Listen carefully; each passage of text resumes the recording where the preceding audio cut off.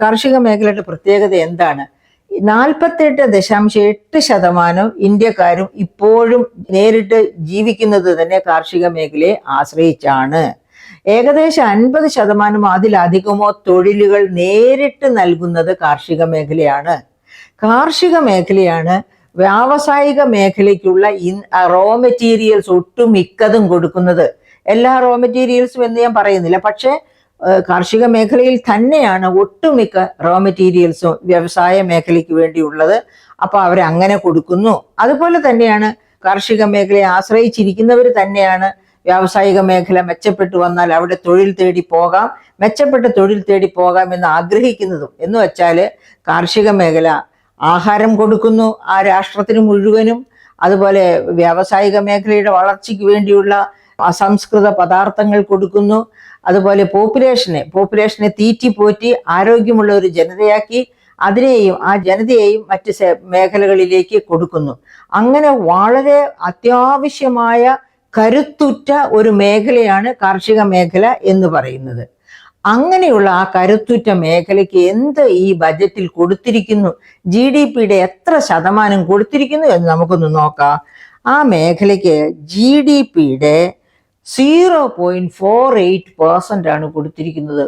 നോക്കണേ, 48.8% ജീവനോപാധി കണ്ടെത്തുന്ന, എന്ന് വെച്ചാൽ തൊഴിൽ കണ്ടെത്തുന്ന മേഖല. ഇന്ത്യയിലെ ആകെ തൊഴിലിന്റെ 49% പ്രദാനം ചെയ്യുന്ന മേഖല. അത്രയും അധികം ജനങ്ങൾ വ്യാപരിക്കുന്ന ഒരു വളരെ പ്രധാനപ്പെട്ട തന്ത്രപ്രധാനമായ ഒരു മേഖല. ആ മേഖലയ്ക്കാണ് 0.48% ഓഫ് GDP കൊടുത്തിരിക്കുന്നത്. അത് വലിയ അപകടകരമായ അവസ്ഥയല്ലേ? ഇന്ത്യയെ അത് എങ്ങോട്ട് നയിക്കും? അത് ഓർക്കുമ്പോഴാണ് നമ്മൾ ഓർക്കേണ്ടത്, ഏകദേശം ഒരു സ്റ്റാഗ്നേഷൻ പോലെയാണ് ഫുഡ് ഗ്രെയിൻസ് പ്രൊഡക്ഷൻ. പക്ഷെ എവിടെ നിന്ന് തുടങ്ങി എന്ന് ഓർക്കണം. 1950 50.8 ദശലക്ഷം ടണ്ണായിരുന്നു ഇന്ത്യയുടെ ഭക്ഷ്യോൽപാദനം. അതായത് അരി, ഗോതമ്പ് അങ്ങനെയുള്ള ഭക്ഷ്യ ധാന്യങ്ങളെല്ലാം കൂടി ചേർന്ന് ഉൽപ്പാദിപ്പിച്ചിരുന്നതാണ് 50.8 ദശലക്ഷം ടൺ. ആ 50.8 ദശലക്ഷം ടൺ ഉൽപ്പാദിപ്പിച്ചിരുന്ന കാലത്ത് ഒന്നിടവിട്ട വർഷങ്ങളിലെങ്കിലും പട്ടിണി മൂലം മരണവും ഒക്കെ ധാരാളമായിട്ട് നടന്നിരുന്ന ഇന്ത്യയെ 1965, 66, 67 അടുപ്പിച്ച് 2 വർഷം വരൾച്ചയും വലിയ കൊടും കൃഷിനാശവും ഉണ്ടായി.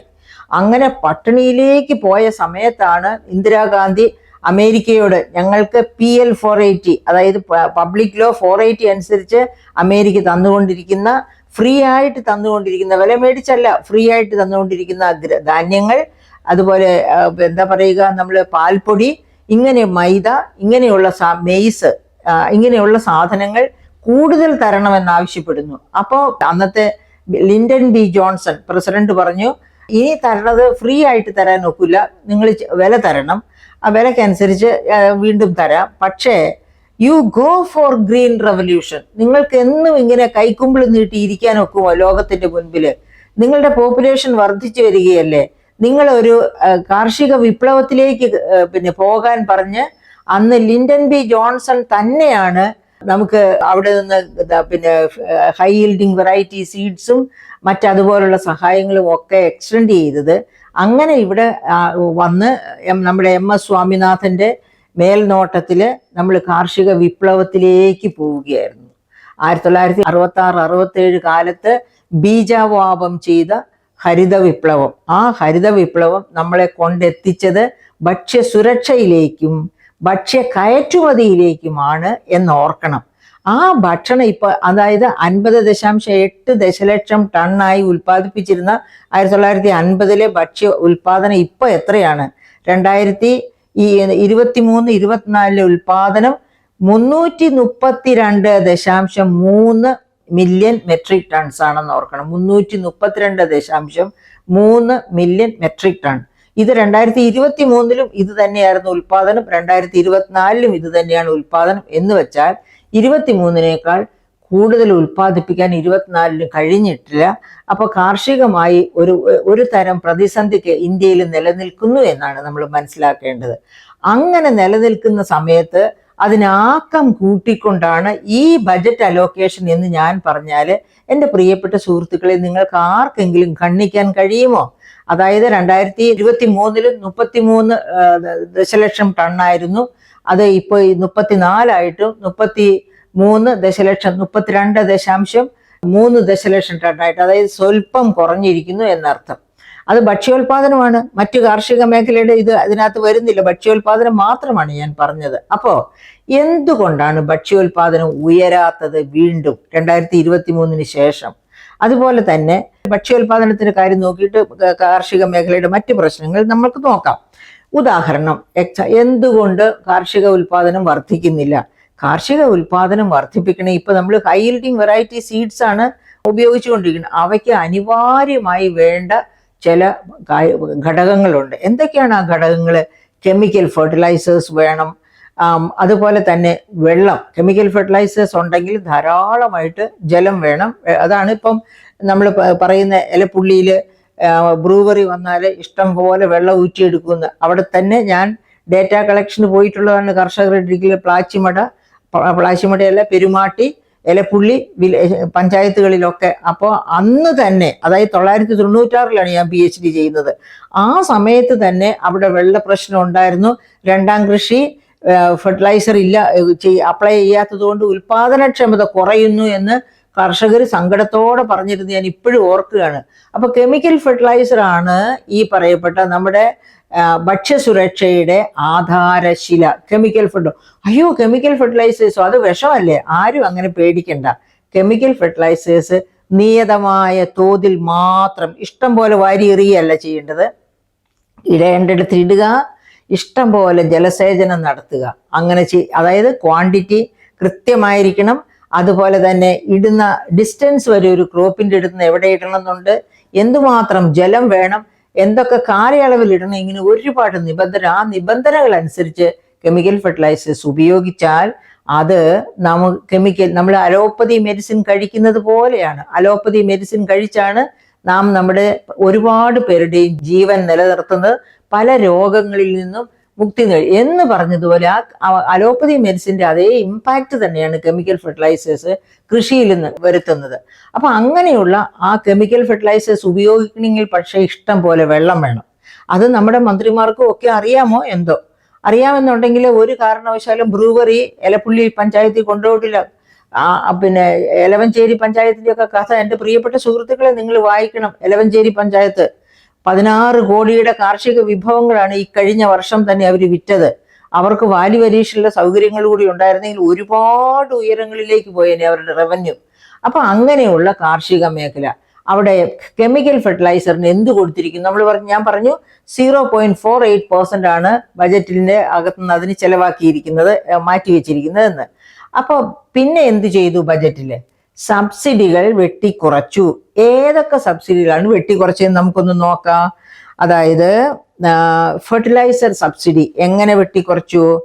1,71,299 കോടിയാണ് ഈ വർഷം ഫെർട്ടിലൈസർ സബ്സിഡി ആയിട്ട് മാറ്റിവെച്ചിരിക്കുന്ന തുക. അതായത് 1,67,887 കോടിയാണ് ഈ വർഷം സബ്സിഡിക്ക് വേണ്ടി, ഫെർട്ടിലൈസർ സബ്സിഡിക്ക് വേണ്ടി മാറ്റി വെച്ചിരിക്കുന്നത്. അതേ സമയത്ത് കഴിഞ്ഞ വർഷം കൊടുത്തതോ 1,71,299 കോടി കഴിഞ്ഞ വർഷം കൊടുത്തത്. എന്ന് വെച്ചാൽ -1.99% വ്യത്യാസമാണ് ഈ വർഷം സബ്സിഡിക്ക് വേണ്ടി വന്നിരിക്കുന്നത്. എന്ന് വെച്ചാൽ സബ്സിഡി വെട്ടിക്കുറച്ചു എന്നർത്ഥം. അപ്പോൾ ഓർമ്മിക്കുക, ആദ്യ ബജറ്റിൽ 2014-15 ആദ്യ ബജറ്റിൽ തന്നെ BJP ഗവൺമെന്റ് അവരുടെ രീതി, അവരെന്താണ് ചെയ്യാൻ പോകുന്നത് ഭാവിയിൽ എന്ന് വിളിച്ചു പറഞ്ഞിരുന്നു. എന്തായിരുന്നു അവർ വിളിച്ചു പറഞ്ഞ്?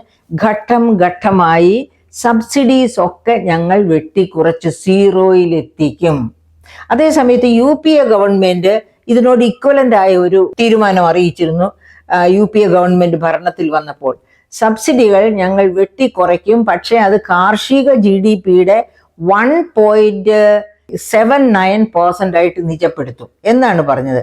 GDPയുടെ 1.79% ആയിട്ട് നിജപ്പെടുത്തും, അതിന് ഉപരിയുള്ള സബ്സിഡികൾ വെട്ടിച്ചുരുക്കും എന്നായിരുന്നു പറഞ്ഞിരുന്നത്. അപ്പൊ രണ്ട് ഗവൺമെന്റും തമ്മിൽ കാർഷിക മേഖലയോടുള്ള അപ്രോച്ച് എത്ര വ്യത്യസ്തമാണെന്ന് നമുക്കറിയാം. UPA ഗവൺമെന്റ് പറഞ്ഞു സബ്സിഡി എന്നും തുടരും, പക്ഷേ അതിന്റെ എമൗണ്ട് കുറയ്ക്കും. അതേ സമയത്ത് BJP ഗവൺമെന്റ് പറഞ്ഞു ഘട്ടം ഘട്ടമായി വെട്ടിക്കുറച്ച് 0 ആക്കും. പക്ഷെ നമ്മൾ ഓർക്കണം, BJP ഗവൺമെന്റ്, BJPയുടെ വക്താക്കളെ എല്ലാവരും ഓർക്കുക, WTO ഫോം ചെയ്തപ്പോൾ തന്നെ വച്ചിരിക്കുന്ന മാൻഡേറ്റ്സ്, WTO ആൻഡ് അങ്ങനെ പറഞ്ഞിട്ട് ഒരു ആനി ക്രൂഗറിന്റെ ഒരു ബുക്കുണ്ട്, ആൻഡ് ഇറ്റ്സ് ഓർഗനൈസേഷൻ എന്നും പറഞ്ഞു, WTO and it's as an international organisation എന്ന് പറഞ്ഞ ഒരു ബുക്കുണ്ട്. ആ ബുക്കിനകത്ത് പറയുന്നുണ്ട്, ആ ബുക്ക് എൻ്റെ കയ്യിലുണ്ട്, ആ ബുക്കിനകത്ത് പറയുന്നുണ്ട്, എന്താണ് പറയുന്നത്, വികസ്വര രാജ്യങ്ങൾക്ക് അവരുടെ കാർഷിക GDPയുടെ, എന്താണ് കാർഷിക GDP, കാർഷിക മേഖലയിൽ നിന്ന് കിട്ടുന്ന മൊത്തം ആഭ്യന്തര വരുമാനം, അതിൻ്റെ 10% വരെ സബ്സിഡി കൊടുക്കാം. സബ്സിഡി ഘട്ടം ഘട്ടമായിട്ട് വെട്ടിക്കുറച്ച് ഇല്ലാതെയാക്കണം എന്നല്ല പറഞ്ഞിരിക്കുന്നത്, 10% വരെ സബ്സിഡി കൊടുക്കാം. ഏതിൻ്റെ 10% വരെ? അഗ്രികൾച്ചറൽ GDPയുടെ. ഞാൻ പറഞ്ഞല്ലോ, GDP എന്ന് പറയുന്നത് കാർഷിക മേഖല, വ്യവസായ മേഖല, സേവന മേഖല, ഈ 3 മേഖലയിലെയും വാല്യൂ, ഉൽപ്പാദിപ്പിക്കപ്പെട്ട വാല്യൂ അതിൻ്റെ കൂട്ടിച്ചേർക്കുന്നതാണ് GDP എന്ന് പറയുന്നത്. അപ്പം കാർഷിക GDPയുടെ 10% വരെ ഡെവലപ്പിംഗ് ഇക്കോണമീസിൽ സബ്സിഡി കൊടുക്കാം. അത് വെട്ടിച്ചുരുക്കാൻ അല്ല WTO പറഞ്ഞിരിക്കുന്നത്. അതുപോലെ വികസിത രാജ്യങ്ങളുടെ അഗ്രികൾച്ചറൽ GDPയുടെ 5% വരെ അവർക്കും സബ്സിഡി കൊടുക്കാമെന്നാണ് പറഞ്ഞിരിക്കുന്നത്. അപ്പൊ കാർഷിക സബ്സിഡി ആഗോള തലത്തിൽ നിലനിൽക്കണം, എങ്കിൽ മാത്രമേ ആഗോള തലത്തിൽ ഭക്ഷ്യ സുരക്ഷ ഉറപ്പാക്കാൻ പറ്റൂ എന്ന് WTOയിലെ എല്ലാ അംഗരാഷ്ട്രങ്ങൾക്കും അറിയാം. അവരതിൽ സിഗ്നേറ്ററി ആണ് താനും. എന്നിട്ടാണ് നമ്മുടെ BJP ഗവൺമെന്റ് അഗ്രികൾച്ചറൽ സബ്സിഡി ഇങ്ങനെ വെട്ടിക്കുറയ്ക്കുന്ന, ഫെർട്ടിലൈസർ സബ്സിഡിയിൽ എന്തുമാത്രം കുറവാണ് ഉണ്ടാക്കിയിരിക്കുന്നത്, -1.99%, ഏകദേശം 2% വെട്ടിത്തിരുവത്തിൽ തന്നെയാണ്. 1.99 എന്ന് പറയുന്നത് ഏകദേശം 2 എന്ന് നമുക്ക് കൂട്ടാവുന്നതാണ്. അങ്ങനെ ഇനി ഫുഡ് സബ്സിഡി പക്ഷേ അപ്പോൾ ഈ 1.99% ഫെർട്ടിലൈസർ സബ്സിഡി വെട്ടിക്കുറച്ചപ്പോൾ ഇന്ത്യ ഒന്ന് ഓർക്കണം. നമ്മൾ ഇന്ത്യയെ അസസ് ചെയ്യുമ്പോൾ, നമ്മുടെ ഈ ബജറ്റിനെ അസസ് ചെയ്യുമ്പോൾ നമ്മൾ ഓർക്കേണ്ടത്, ഇന്ത്യ എങ്ങനത്തെ ഒരു രാജ്യം, ലോകത്തെ 1ാമത്തെ പോപ്പുലേഷൻ, 146 കോടിയിലധികം വരും. 145 കോടി എന്ന് UN പ്രഖ്യാപിച്ചത്, ലോകത്തെ 1ാമത്തെ പോപ്പുലേഷനായിട്ട് പ്രഖ്യാപിച്ചത് 2023 അപ്പോൾ 23 കഴിഞ്ഞ് ഇപ്പൊ 25 ആയപ്പോഴത്തേനും ഒരു 146 കോടിയിലൊക്കെ എത്തിക്കാണും. ഇന്ത്യയുടെ പോപ്പുലേഷൻ സെൻസസ് നടത്താറില്ലല്ലോ. അപ്പൊ സെൻസസ് കൃത്യമായിട്ട് നടത്തുമ്പോഴേ അറിയാൻ പറ്റുള്ളൂ. എന്തായാലും ലോകത്തെ 1ാം പോപ്പുലേഷനാണ് ഇന്ത്യ.